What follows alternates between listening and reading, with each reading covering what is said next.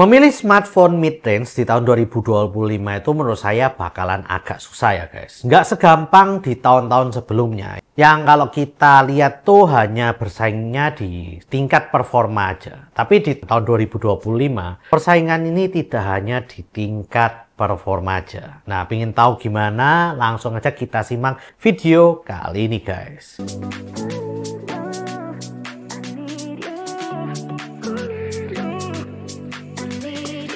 Yo guys, balik lagi dengan Billy di sini dan kali ini kita akan membahas tentang smartphone mid-range di tahun 2025. Oke, langsung aja ya guys. Jadi memilih smartphone mid-range di tahun 2025 itu bakalan agak susah guys. Kenapa? Ya karena sekarang di tahun 2025 itu tidak hanya melihat dari segi chipsetnya aja. Harga misalnya 5 jutaan, chipsetnya kenceng, itu tidak berarti smartphone tersebut tuh bakalan yang dipilih oleh banyak orang. Nah, saya ambil contoh aja ya guys. Memang smartphone yang memiliki chipset yang kenceng itu oke banget. Tapi kadang ada yang memilih kameranya, kadang ada yang memilih ketahanannya, kadang ada yang memilih juga tampilan dan desainnya. Nah, kalau yang sebelum-sebelumnya itu biasanya memilihnya hanya di segi desain maupun di segi chipsetnya aja. Kalau misalnya ada smartphone yang bagus di kameranya, itu biasanya chipsetnya belum tentu sebagus dan sekencang yang paling top. Dan jaraknya itu kayak ya 2 kali lipatnya gitu ya. Sehingga banyak orang yang milih ya udah mending performanya aja yang dipilih, kameranya itu yang dikorbankan gitu ya.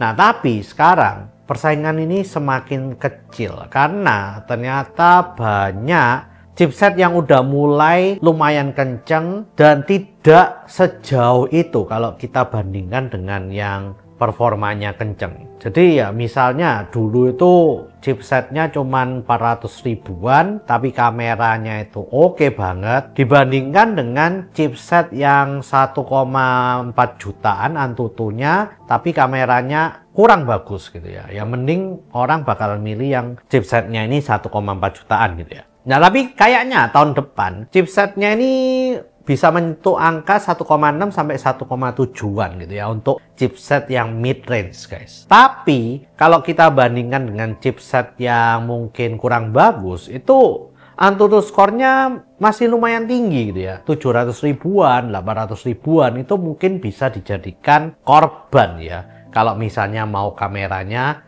lebih bagus. Memang sih kalau kita bandingkan masih setengah kali lipatnya daripada yang paling tinggi. Tapi kalau kita bandingkan dengan yang sebelumnya, chipsetnya 400 ribu, kita bandingkan dengan 1,4 juta, itu berarti kan kayak ya cuman sepertiga kalinya aja nggak sampai gitu ya guys. Oleh karena itu menurut saya kalau ini cuman perbedaannya cuman setengah kalinya, mungkin banyak orang yang akan memilih kamera yang bagus di tahun 2025 ini.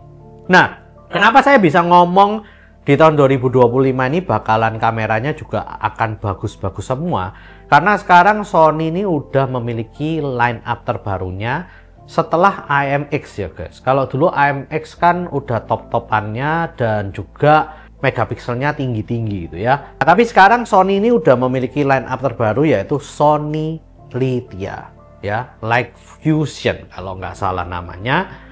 Dan ini udah disamaratakan ya 50 megapiksel semua. Nah, menurut saya juga Sony ini pintar mengambil celah dan juga kayaknya sih harganya ini tidak semahal yang sebelum-sebelumnya. Dia bisa memberikan harga yang cukup murah tapi dengan kualitas yang lebih bagus di low light-nya guys. Nah, jadi kayaknya di seri mid-range itu bakalan menggunakan sensor Sony Lithia ke depannya. Nah, selain itu juga dari desainnya pun di tahun 2025, sejak 2024 pun sebetulnya udah lumayan banyak yang menggunakan desain layar yang curve. Dan di tahun 2025 mungkin bakalan lebih menjamur guys. Bahkan ada yang harganya 2 jutaan pun udah layar lengkung gitu ya. Dan di tahun 2025 saya yakin layar lengkung tuh di smartphone mid-range tuh bakalan menjamur banget.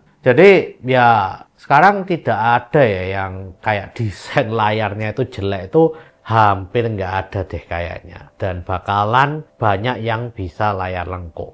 Selain itu untuk desain bagian belakangnya sendiri pun ini udah mendekati flagship gitu ya, nggak cupu gitu ya. Kalau misalnya dulu kan smartphone mid-range pasti bagian desain belakangnya itu cupu banget gitu, kameranya jelek banget, nggak seberapa oke.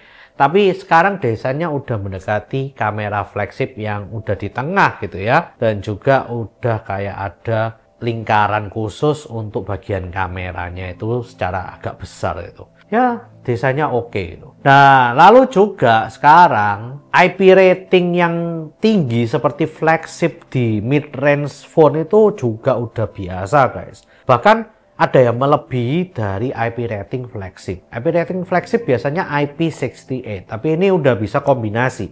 IP66 ditambah 68 tambah 69. Jadi udah melebihi 68 malahan ya.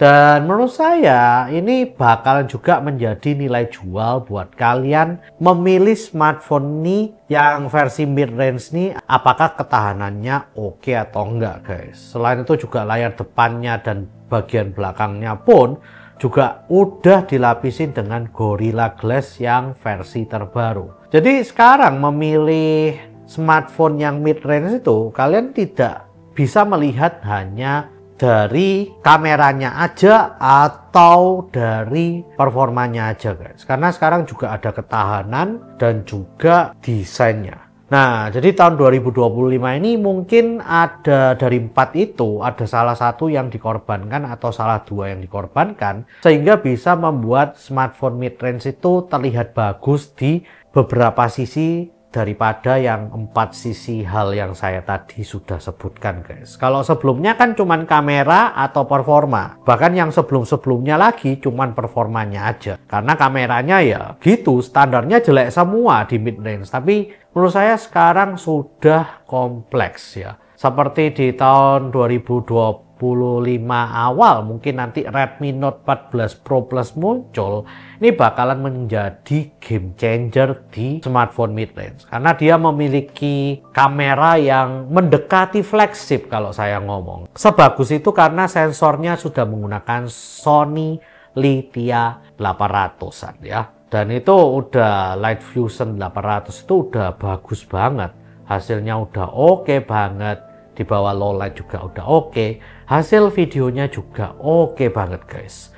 Dan juga dari Snapdragon 7S generasi ketiga itu Antutu skornya 740 ribuan, dimana dia kalau untuk bermain game yang agak berat itu juga udah bisa at least 30 fps lancar ya. Nah, jadi tahun 2025 kalian harus benar-benar pintar untuk memilih smartphone, guys. Nggak cuman dari performanya aja yang kenceng, tapi kalian juga bisa melihat dari desainnya, dari ketahanan smartphone-nya, IP ratingnya, lalu juga dari build quality-nya ini juga kayaknya bisa lebih bagus daripada sebelumnya.